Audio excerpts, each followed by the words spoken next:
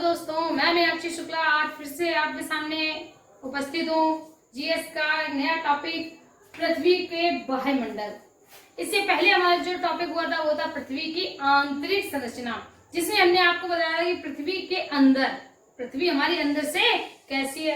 आज हमें पढ़ना है पृथ्वी की वायुमंडल कौन कौन से हैं, यानी पृथ्वी का वाह्य, पृथ्वी पर जो वाह्य है यानी बाहर की तरफ है वो कौन कौन से मंडल पाए जाते हैं। क्लियर? तो आज हम बात करने जा रहे हैं पृथ्वी के वायुमंडल के बारे में। तो सबसे पहले बात करते हैं पृथ्वी। पृथ्वी क्या है? पृथ्वी के वायुमंडल कौन कौन से हैं? दोस्तों, पृथ्वी जो है वो प्रारंभ में क्या थी, एक आग का गोला थी। धीरे धीरे बारिश हुई, बारिश के बाद उसका तापमान नीचे गिरता गया और अब पृथ्वी कैसी है? पृथ्वी एकमात्र ऐसा ग्रह है जिस पर लोग रहते हैं। कैसे? जिस पर लोग रहते हैं। तो पृथ्वी पर मुख्यतः 3 मंडल पाए जाते हैं। पृथ्वी पर मुख्यतः 3 वायुमंडल पाए जाते हैं। कितने मंडल? 3।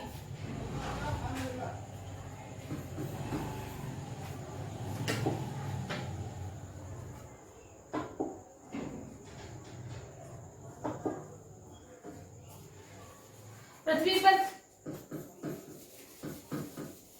कितने वायुमंडल पाए जाते हैं? 3 वायुमंडल पाए जाते हैं। कितने वायुमंडल? 3। ये 3 वायुमंडल कौन कौन से हैं? सबसे पहला है हमारा स्थल मंडल। सबसे पहला हमारा स्थल मंडल, दूसरा हमारा वायुमंडल और तीसरा है हमारा जलमंडल। और जहां पर ये तीनों मंडल मिलते हैं तो किसका निर्माण होता है? तो बनता है हमारा जैव मंडल, यानी जीवों का मंडल। क्योंकि प्रत्येक जीव के लिए वायु भी आवश्यक है, जल भी आवश्यक है और स्थल यानी धरातल भी आवश्यक होता है। क्लियर? इतनी बात समझ में आ गई होगी। प्रत्येक जीव के लिए स्थल, वायु और जल तीनों की आवश्यकता होती है। अब कुछ लोग सोच रहे होंगे कि ऐसा नहीं है, क्योंकि जल में जो जीव रहते हैं उन्हें तो स्थल की आवश्यकता नहीं होती है। लेकिन जरा प्यारे मेरे भाइयों, इतना तो बताना, जो जल में रहते हैं क्या वो जल में ही बने रहते हैं? वो भी जल में एक नीचे उनकी सतह होती है। जल में नीचे एक ऐसी सतह होती है, या हम कह सकते हैं नीचे एक ऐसा तल होता है जहाँ पर वो विश्राम करते हैं। तो प्रत्येक जीव के लिए स्थल, वायु और जल की आवश्यकता होती है। और जहां पर ये तीनों मंडल मिल जाते हैं वहां पर क्या बन जाता है? वहां पर जैव मंडल का निर्माण हो जाता है, यानी जैव मंडल बनता है। आज हम जिसके बारे में बात करने जा रहे हैं वो है हमारा वायुमंडल। क्या है? वायुमंडल। ध्यान से देखना और ध्यान से समझना, और देखने के साथ साथ एक काम आप किया करिए। जब भी क्लास हुआ करे तो आप एक कॉपी और पेन अपने साथ रखा करें, क्योंकि कभी कभी ऐसा होता है कुछ हम बोल देते हैं जो कि हम आपको पॉइंट आउट नहीं कराते हैं, क्योंकि हम ये सोचते हैं कि आपको इतना तो आता होगा, लेकिन हो सकता है अगर आपको नहीं आता है तो उसे तुरंत पॉइंट आउट कर लीजिए यानी तुरंत इसे लिख लिया करें। तो मित्रों, वायुमंडल क्या है? वायुमंडल जैसा कि हम आपने देखा होगा, हम अगर हिंदी बताते हैं तो उसे भी आपको शब्दों के द्वारा ही समझाने की कोशिश करते हैं जिससे आपको रटना ना पड़े। जीएस को भी हम उसी तरह से आपको समझाने की कोशिश करते हैं। तो सबसे पहले हम बात करते हैं वायुमंडल। वायुमंडल मतलब मंडल, यानी वायु का आवरण। वायु का आवरण ही वायुमंडल कहलाता है। यानी हमारे चारों ओर जो वायु का आवरण है, यानी जो वायु का मिश्रण है, या वायु का जो गोला है, वही क्या कहलाता है? वायुमंडल कहलाता है। क्लियर? वायुमंडल क्या है? वायु का मिश्रण। वायु क्या है? यानी वायु क्या है, यानी अगर बात की जाए वायु क्या है तो वायु क्या है? यानी गैस। क्लियर? यानी गैस का आवरण, गैसों का आवरण, गैसों का मिश्रण ही वायुमंडल कहलाता है। गैसों का मिश्रण ही वायुमंडल कहलाता है। अब अगर हम वायुमंडल में गैसों की बात करें, यानी वायु, यानी कौन कौन सी गैसें हैं हमारे वायुमंडल में? कौन कौन सी गैसें हैं? वायुमंडल में गैसों का अनुपात, वायुमंडल में गैसें पूछी जाए तो सबसे अधिक वायुमंडल में सबसे ज्यादा कौन सी गैस है मित्रों? तो वो है हमारी नाइट्रोजन। कौन सी है? नाइट्रोजन। नाइट्रोजन को कहा जाता है ज्वलन रोधी। हमेशा याद रखना, कार्बन डाइऑक्साइड को ज्वलन रोधी नहीं कहा जाता, नाइट्रोजन को कहा जाता है ज्वलन रोधी, यानी जलने से रोधी मतलब रोकती है। नाइट्रोजन एक ऐसी गैस है जो जलने से रोकती है, इसीलिए क्या कहा जाता है? ज्वलन रोधी। आपने देखा होगा जो सिलेंडर होते हैं, यानी आग बुझाने वाले जो सिलेंडर होते हैं, उनमें कौन सी गैस भरी होती है? तो कार्बन डाइऑक्साइड नहीं भरी होती। कौन सी गैस होती है? नाइट्रोजन गैस होती है। क्लियर? नाइट्रोजन गैस होती है। तो जो हमारे वायुमंडल में नाइट्रोजन गैस का परसेंटेज कितना है? सबसे अधिक है 78.08%। 78.08%। अब जो दूसरी गैस होती है, यानी दूसरी कौन सी गैस है? तो दूसरी है हमारी ऑक्सीजन। दूसरी कौन सी है? ऑक्सीजन। ऑक्सीजन क्या करती है? जलाने में सहायक है, यानी क्या कहा जाता है? ज्वलनशील। जब तक किसी ईंधन में ऑक्सीजन नहीं मिली होगी जलेगा नहीं। यानी ऑक्सीजन कैसी गैस है? ज्वलनशील। कितनी है? 20.93। 20.93। तीसरी हमारी कौन सी गैस होती है? तीसरी होती है आर्गन। आर्गन को कैसी गैस माना गया है? आर्गन को माना गया है अक्रिय गैस। आर्गन को कैसी गैस कहा गया है? अक्रिय गैस। आर्गन को कैसी गैस कहा गया है? अक्रिय गैस। आर्गन कितनी होती है? तो हमेशा यहाँ पॉइंट से चल रहा है, तो 0.93%। अब जो कभी कभी क्वेश्चन आ जाता है, जो बल्ब होते हैं, बल्बों में कौन सी गैस भरी होती है? तो आर्गन होती है। आर्गन होती है। चौथा है हमारी कार्बन डाइऑक्साइड।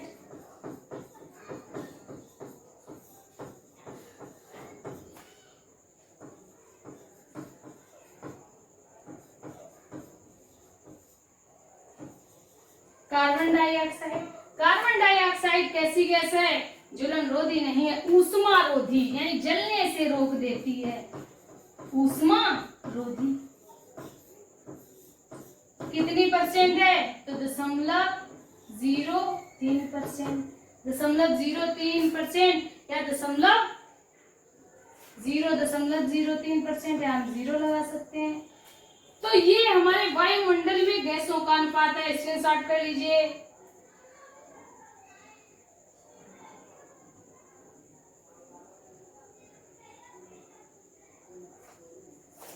और जो बचा हुआ होता है वो अन्य गैसें होती हैं। अन्य गैसें जो शेष होती हैं वो अन्य गैसें होती है। पांचवा अगर हम लिखना चाहे तो लिख सकते हैं अन्य गैस।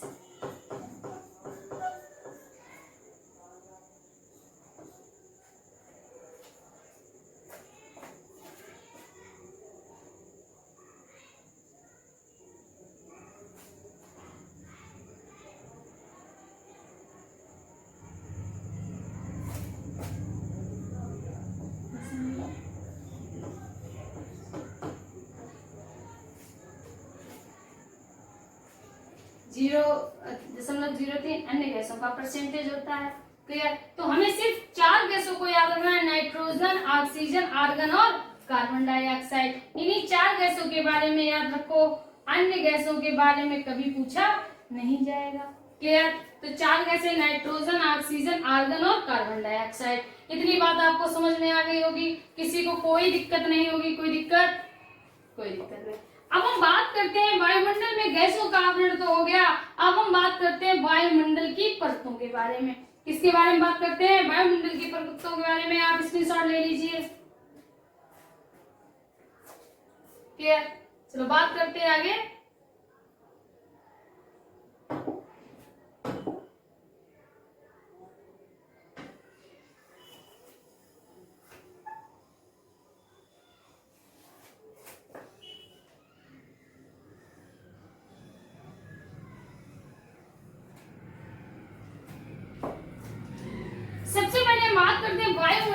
परतें कौन कौन सी होती हैं?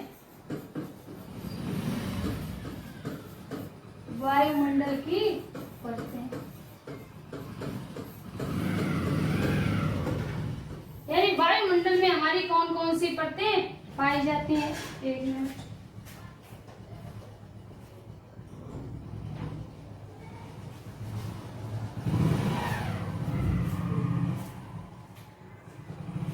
वायुमंडल की परतें, वायुमंडल में कौन कौन सी परतें पाई जाती हैं? तो पहले हम आपको एक एक के बारे में बता दें, फिर इनके विषय में डिटेल से बताते हैं।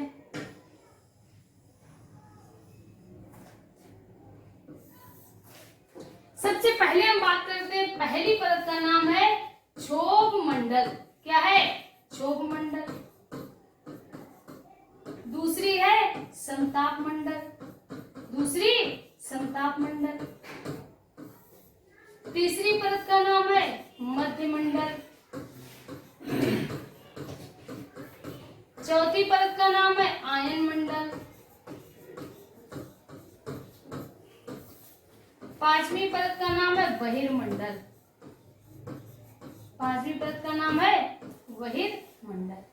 देखो हमेशा याद रखना, दो ऊपर की और दो नीचे की, बीच में हमारी मध्य मंडल, यानी मध्य मंडल के दो परत ऊपर है, दो परत नीचे, यानी टोटल परतों की संख्या कितनी है? 5।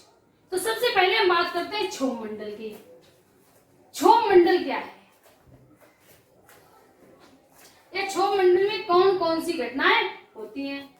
सबसे पहले आप इसे स्क्रीनशॉट ले लीजिए, फिर इसे हम एक एक परत के बारे में आपको डिटेल से बताएंगे। सबसे पहले क्षोभ मंडल, ये क्या है? हमारी क्षोभ मंडल। क्षोभ मंडल के बाद समताप मंडल, समताप मंडल के बाद मध्य मंडल, मध्य मंडल के बाद आयन मंडल और आयन मंडल के बाद बहिर्मंडल। सबसे पहले हमारी कौन सी है?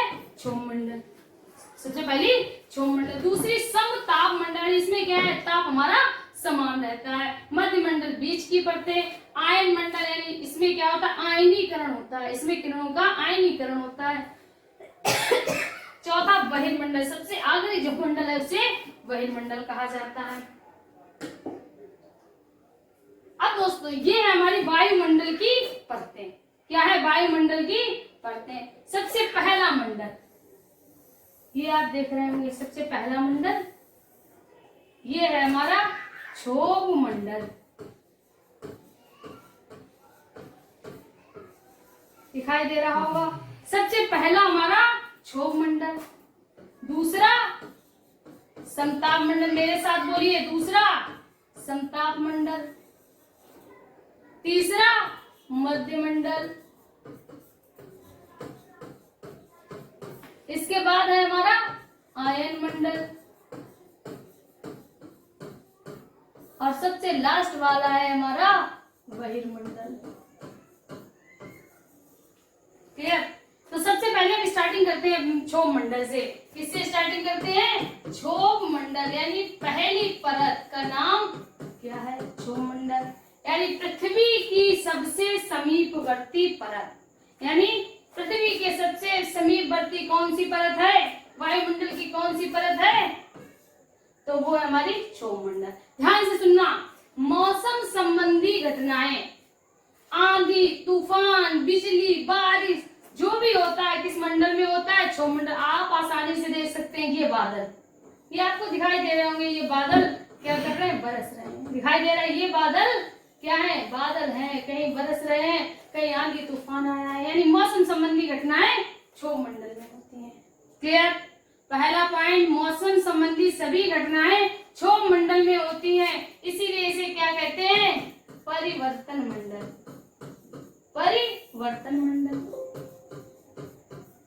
सबसे निचली परत, सबसे पहली है परत और सबसे नीचे यही परत तो है, सबसे नीचे कहा जाता है अधो, यानी इसीलिए इसका नाम क्या रखा गया?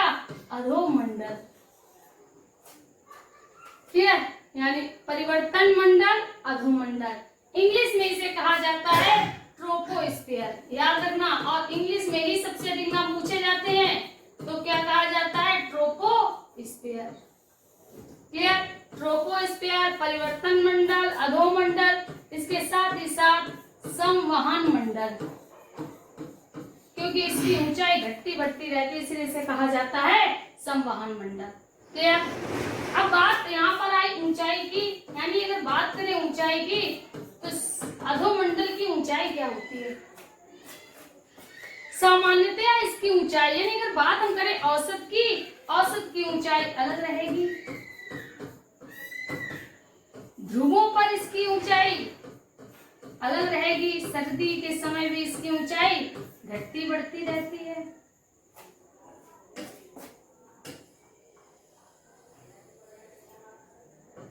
ध्रुवों पर इसकी ऊंचाई अलग रहेगी, विषुवत रेखा पर अलग रहती है। कोई भी पॉइंट आपका छूटना नहीं चाहिए, इसीलिए सारा कवर करा रहे हैं। औसत ऊंचाई है, सामान्य ऊंचाई की बात की जाए तो 0 से 16 किलोमीटर। क्लियर? लेकिन जब सर्दी का समय आता है तो क्या होता, गैसें, क्योंकि आसपास जब सर्दी का मौसम आता है तो गैसें नीचे की तरफ बढ़ती हैं।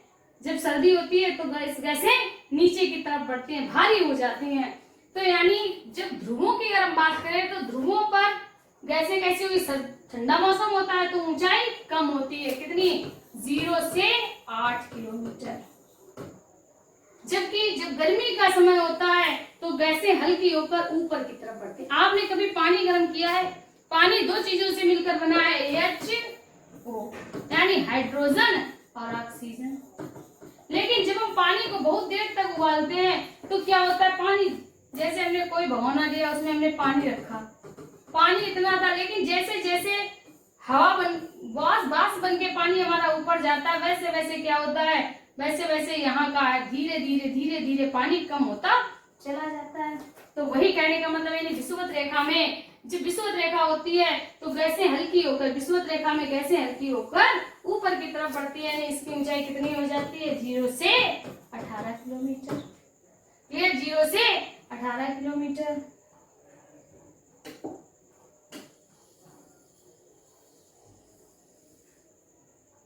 नेक्स्ट पॉइंट, भारी गैसें पाई जाती हैं। इसमें क्या होता है? भारी गैसें।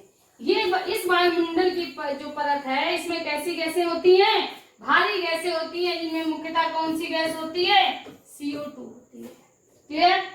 बात करें तो CO2 की प्रधानता होती है। अगर हम बात करें तो CO2 की प्रधानता।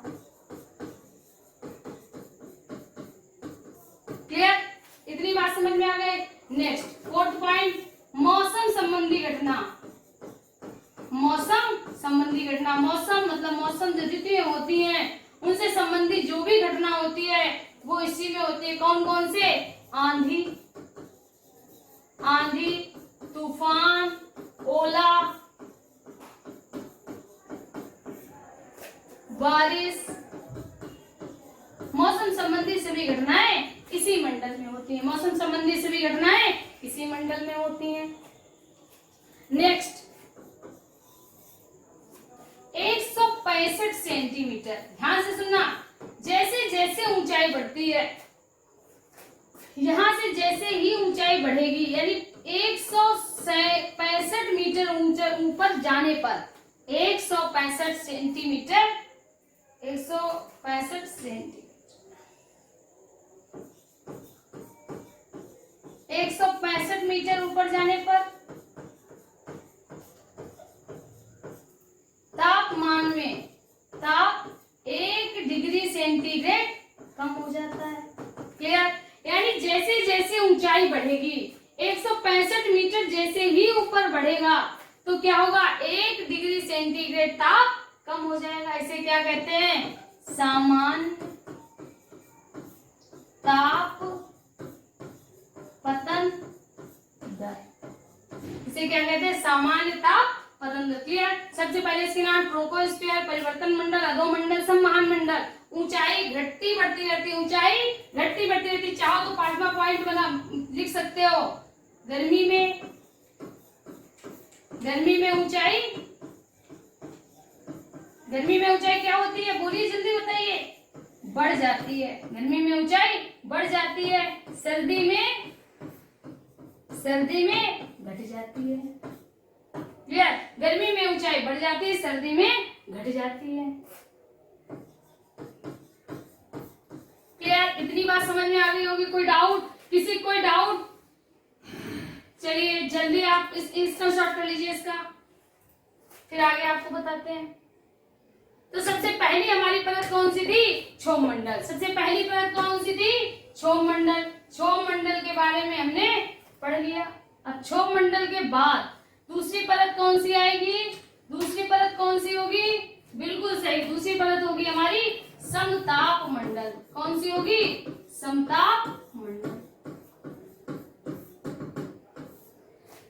समताप मंडल। समताप मंडल को क्या कहते हैं? क्या कहते हैं? स्ट्रेटोस्फीयर।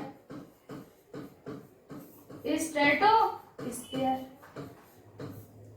क्लियर? सबसे पहले यानी क्षोभ मंडल के बाद समताप मंडल क्या कहते हैं? स्ट्रेटोस्फीयर। अब ध्यान से हमें ये समझना है कि इसके बारे में 2 या 3 पॉइंट पूछे जा सकते हैं, क्योंकि और पॉइंट बनते ही नहीं है। सबसे पहले इसकी ऊंचाई।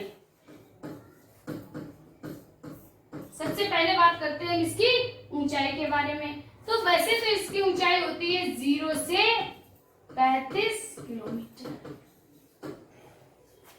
क्लियर?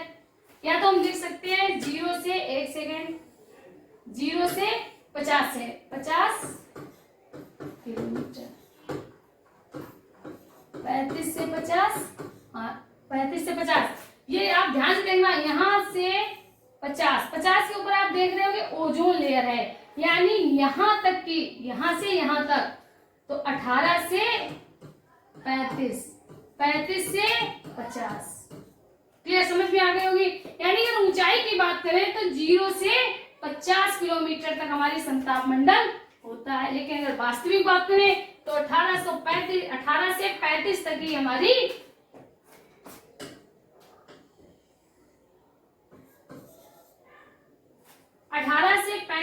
हमारी समताप मंडल होती है। 18 से 35 तक समताप मंडल होती है। अब बात करते हैं इससे बनने वाले कुछ महत्वपूर्ण पॉइंट। देखिए यहाँ आपको बादल दिख रहे होंगे। कभी कभी क्या होता है, ये बादल हल्के होते हैं, हल्के होकर समताप मंडल तक पहुंच जाते हैं, समताप मंडल तक पहुंच जाते हैं। लेकिन ऐसे बादल कभी बरसते नहीं हैं, क्योंकि जैसे हमने इसका नाम सुना समताप, यानी हमेशा तापमान समान रहता है। जब हमेशा तापमान समान रहेगा तो हम क्या होंगे?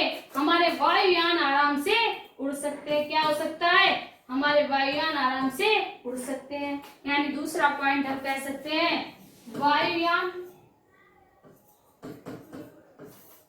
उड़ाने का आदर्श मंडल। वायुयान उड़ाने का आदर्श मंडल। तीसरा पॉइंट हमने अभी आपको बताया था कि क्या होता है, जो बादल है, बादल हल्के होकर ऊपर पहुंच जाते हैं लेकिन बरसते कभी नहीं है। जब सूर्य का प्रकाश इन पर पड़ता है तो ये चमकते हैं, जिन्हें पर्ल का क्लाउड, इन्हीं को पर्ल क्लाउड या मोती बादल कहते हैं। यानी पर्ल क्लाउड या मोती बादल पाए जाते हैं। क्लियर? समझ में आ गया होगा। यानी पर्ल क्लाउड या मोती बादल पाए जाते हैं। नेक्स्ट पॉइंट, इसके ऊपरी हिस्से में एक ओजोन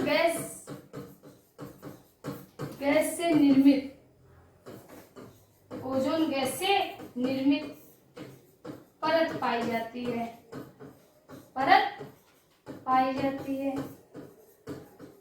जिसे क्या कहते हैं? ओजोन परत। इसे क्या कहते हैं? ओजोन परत कहते हैं।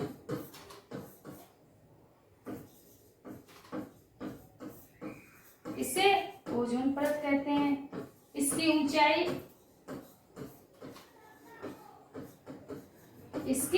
ऊंचाई कितनी होगी? बिल्कुल सही, यानी 35 से 50 किलोमीटर।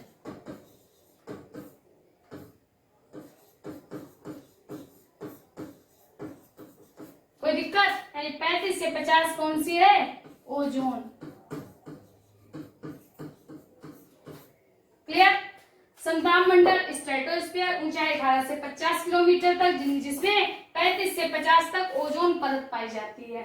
वायुयान उड़ाने का आदर्श मंडल पर्ल क्लाउड या मोती बादल पाए जाते हैं। इसके ऊपरी हिस्से में ओजोन गैस, ये देख सकते हैं, ओजोन गैस से निर्मित एक परत पाई जाती है जिसे ओजोन परत कहते हैं।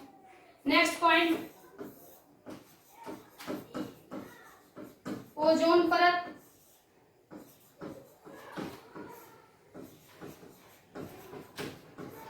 सूर्य की अल्ट्रावायलेट किरणों से, सूर्य की अल्ट्रावायलेट किरणें, इन्हें क्या कहते हैं? पराबैंगनी किरण। सूर्य से निकलने वाली अल्ट्रावायलेट किरणों से हमारी रक्षा करती है। यानी सूर्य से निकल ओजोन परत सूर्य की अल्ट्रावायलेट किरणों से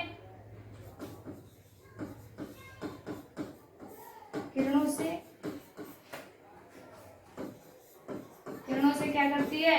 हमारी रक्षा करती है। क्या करती है? हमारी रक्षा। ओजोन परत सूर्य की अल्ट्रावायलेट किरणों से हमारी रक्षा करती है। इतना समझ में आ गया होगा? कोई डाउट तो नहीं होगा? अब नेक्स्ट पॉइंट आता है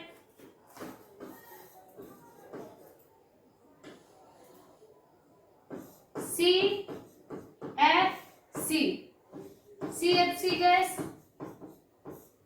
से ओजोन परत, CFC गैस से ओजोन परत नष्ट हो रही है। CFC गैस से ओजोन परत के नष्ट होने का खतरा है। अब नेक्स्ट पॉइंट आता है हमारे CFC क्या है? C क्लोरो या फ्लोरो C कार्बन, यानी क्लोरो या फ्लोरो। अगर आपको नहीं समझ में आ रहा है, आपको मेरी आवाज सुनाई दे रही होगी, आप लिख सकते हो CFC क्लोरो फ्लोरो कार्बन, CFC क्लोरो फ्लोरो कार्बन। इसकी शॉर्ट कर लीजिए, इसके बाद आगे बताते हैं। क्लोरो फ्लोरो कार्बन,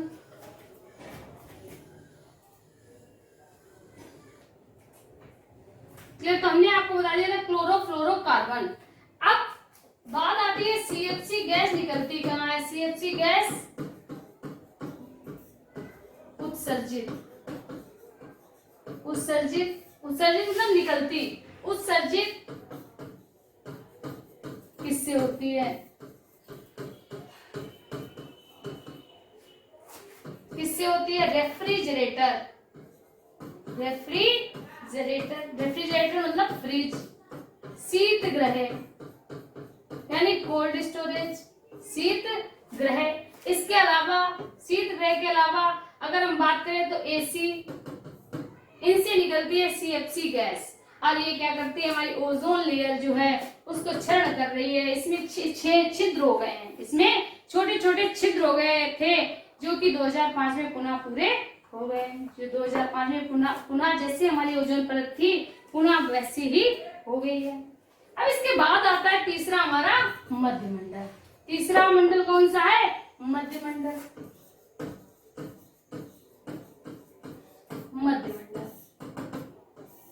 मध्यमंडल को इंग्लिश में क्या कहते हैं? मेसोस्फीयर। क्या कहते हैं? मेसोस्फीयर। क्षोभ मंडल को ट्रोपोस्फीयर, समताप मंडल को स्ट्रेटोस्फीयर, मध्यमंडल को मेसोस्फीयर। क्या कहते हैं? मेसोस्फीयर। अब मध्यमंडल का कार्य क्या है? मध्यमंडल का कार्य क्या है? उल्का।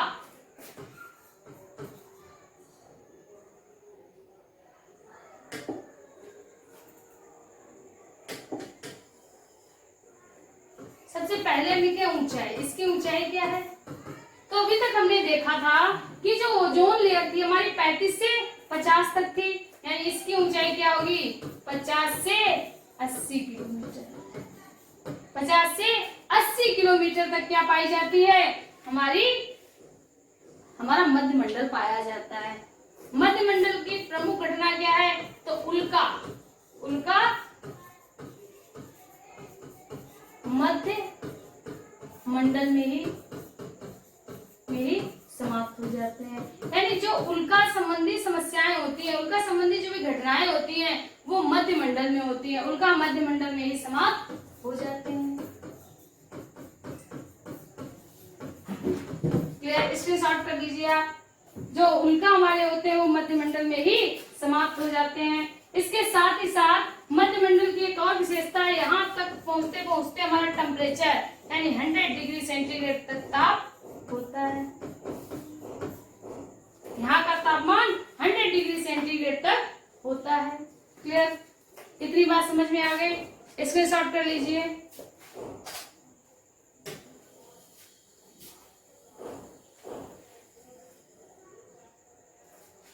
अब इसके बाद आता है आयन मंडल।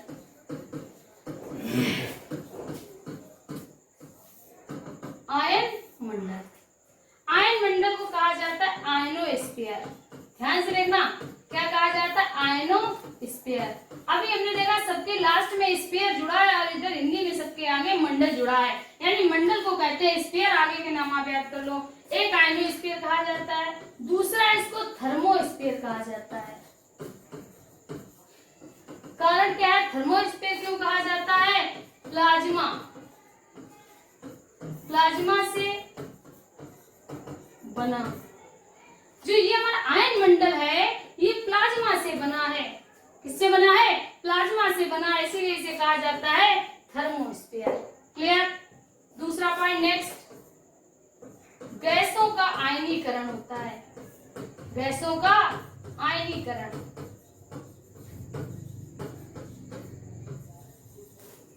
यानी इस मंडल से गैसों का आयनीकरण होता है, यानी कोई चीज बाहर नहीं जा पाती है। कैसे?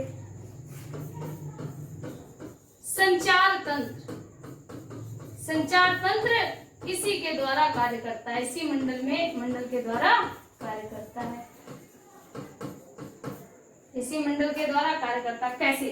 ध्यान से देखना, हमारी पृथ्वी से तरंगे भेजी जाती हैं, हमारी पृथ्वी से तरंगे जाती हैं।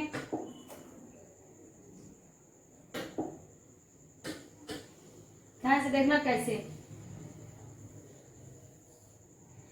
रेडियो तरंगे परावर्तित होती है, यहाँ से तरंगे भेजी जाती हैं जो कि इस मंडल तक जाकर यहाँ से वापस आ जाती हैं, जाएंगी फिर वापस आ जाएंगी। ये तरंगे तीन तरह की होती हैं, तीन तरह की होती हैं, तीन प्रकार की होती हैं।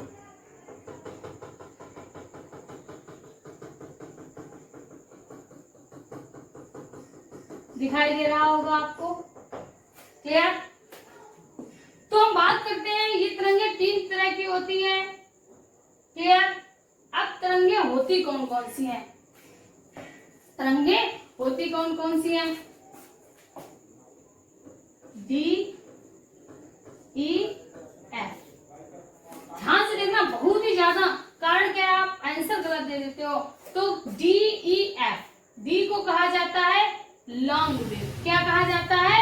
Long wave. क्या कहा जाता है? Long wave. क्लियर? ई को कहा जाता है मीडियम वेव, एफ को कहा जाता है short. Clear? Long wave, medium wave और शॉर्ट वेव। कारण क्या है? जब रात होती है, रात, आप ये सोच रहे होगे एफ तो यहाँ सबसे ऊपर चली गई और मैंने बता दिया कि एफ शॉर्ट है। जी हाँ दोस्तों, एफ शॉर्ट है। कारण क्या है? जब रात होती है, रात का समय होता है, तो ये तरंग गायब हो जाती है। रात्रि के समय तरंग गायब हो जाती है, ई तरंग भी गायब हो जाती है। सिर्फ और सिर्फ हमारी डी तरंग कार्य करती है, लंबे समय तक कार्य करती है, इसीलिए इसे कहा जाता है लॉन्ग वेव, यानी लंबी तरंग है, लंबे समय तक रहती है। क्लियर? कोई डाउट? कोई डाउट? No doubt. संचार तंत्र इसी मंडल के द्वारा कार्य करता है।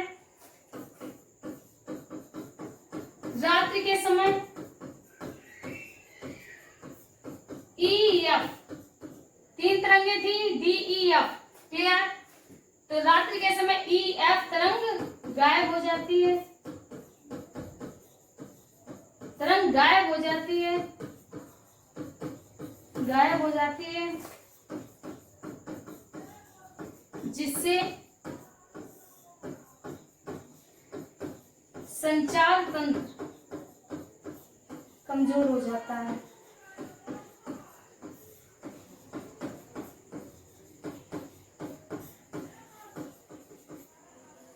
अब कुछ लोग ये सोच रहे होंगे संचार तंत्र का कमजोर कैसे हो जाता है, हमें कैसे पता चलेगा संचार तंत्र कमजोर हो जाता है।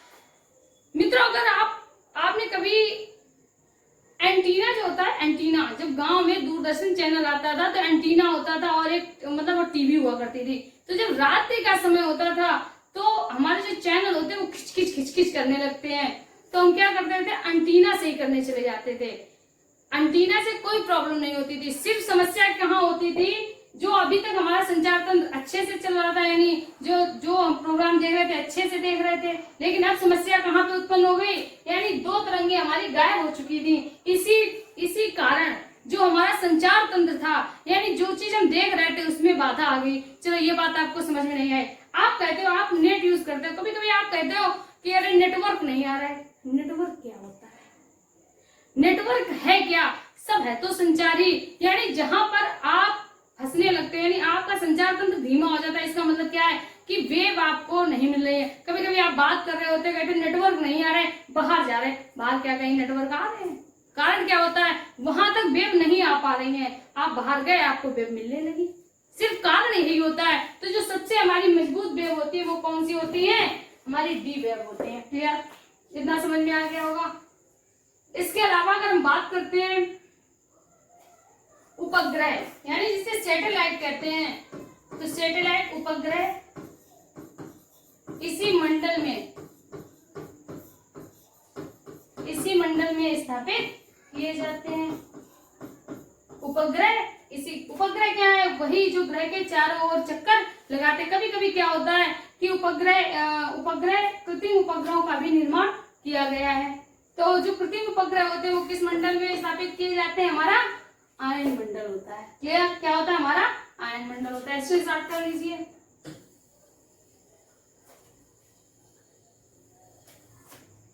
अब बात करते हैं सबसे अंतिम मंडल। सबसे अंतिम मंडल क्या है? हमारा वायुमंडल। सबसे अंतिम मंडल क्या है? वायुमंडल। अगर मित्रों एक सेकेंड, इससे पहले हमने आपको आयन मंडल की ऊंचाई नहीं दिखाई है शायद, अगर नहीं दिखाई तो आप लिख लिए आयन मंडल की ऊंचाई। आयन मंडल की ऊंचाई कितनी है? 80 से 640 किलोमीटर। 80 से 640 किलोमीटर।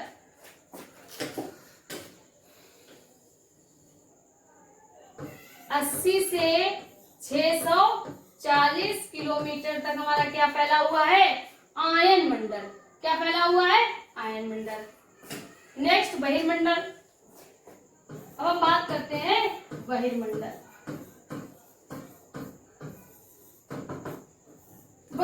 बाहर मंडल मतलब आवरण, ऐसा आवरण जो बिल्कुल बाहर की तरफ है, यानी बिल्कुल अंत में है, वो हमारा क्या कहलाता है? बहिर्मंडल। यानी वायुमंडल की सबसे अंतिम परत। सबसे पहली परत हमारी क्षोभ मंडल थी, सबसे अंतिम परत हमारी बहिर्मंडल है। तो वायुमंडल की सबसे अंतिम परत, सबसे अंतिम परत। क्लियर? बहिर्मंडल को अंग्रेजी में क्या कहते हैं? एक्सोस्फीयर। दोस्तों इंग्लिश के नाम याद कर लेना, क्योंकि इंग्लिश के नाम से ही क्वेश्चन बनते हैं। हिंदी के नाम से क्वेश्चन कम पूछे जाते हैं। अधिकतर जो नाम वायुमंडल की परतों के हैं वो इंग्लिश में पूछे जाते हैं। तो वायुमंडल की सबसे अंतिम परत। दूसरा, इसकी ऊंचाई कितनी है? अगर इसकी ऊंचाई की बात की जाए तो 640 से अनंत तक। क्लियर? 640 से लेकर अनंत तक फैला हुआ है। नेक्स्ट दोस्तों, हमने भी आपको बताया था, पीछे आप रिवाइज करके सुन सकते हैं। ये जो मंडल था इसमें भारी गैसें पाई जाती हैं। यानी सबसे पहला मंडल था उसमें सबसे भारी गैसें, और सबसे जो अंतिम है उसमें कैसी होंगी? सबसे हल्की गैसें। सबसे हल्की गैसें। सबसे भारी गैस कौन सी थी? CO2। क्लियर है? CO2 की अधिकता है। तो अगर हम बात करें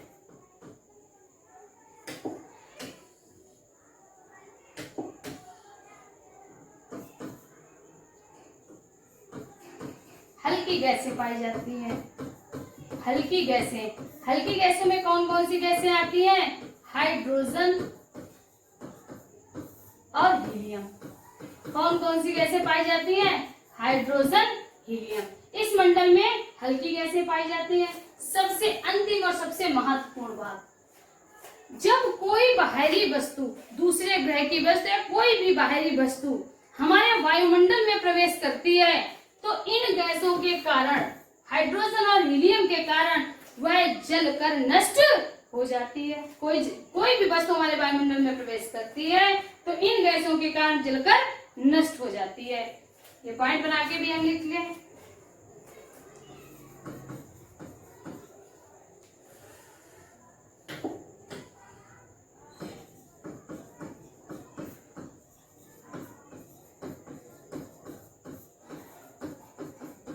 कोई भी बाहरी वस्तु इस मंडल में प्रवेश करते ही, इस मंडल में प्रवेश करते ही क्या होता है? जलकर नष्ट हो जाती है। क्या होता है? जलकर नष्ट हो जाती है।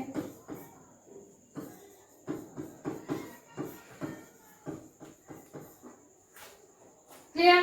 तो ये दोस्तों थी हमारी वायुमंडल की परतें। सबसे पहले क्षोभ मंडल, दूसरा संताप मंडल, तीसरा मध्य मंडल, चौथा आयन मंडल और सबसे लास्ट में आता है हमारा वायुमंडल, जिसे क्षोभ मंडल को ट्रोपोस्फीयर, संताप मंडल को स्ट्रेटोस्फीयर, मध्य मंडल को मेसोस्फीयर, आयन मंडल को आयनोस्फीयर, थर्मोस्फीयर, वायुमंडल को एक्सोस्फीयर। जैसे हम अगर कहीं जाते हैं तो वहां लिखा होता है, जब अंदर घुसते हैं तो लिखा होता है एंट्री, लेकिन जहां बाहर निकलने का रास्ता होता है वहां लिखा है एग्जिट। तो इसी तरह एग्जिट मतलब बाहर। तो सबसे बाहरी परत का नाम क्या है?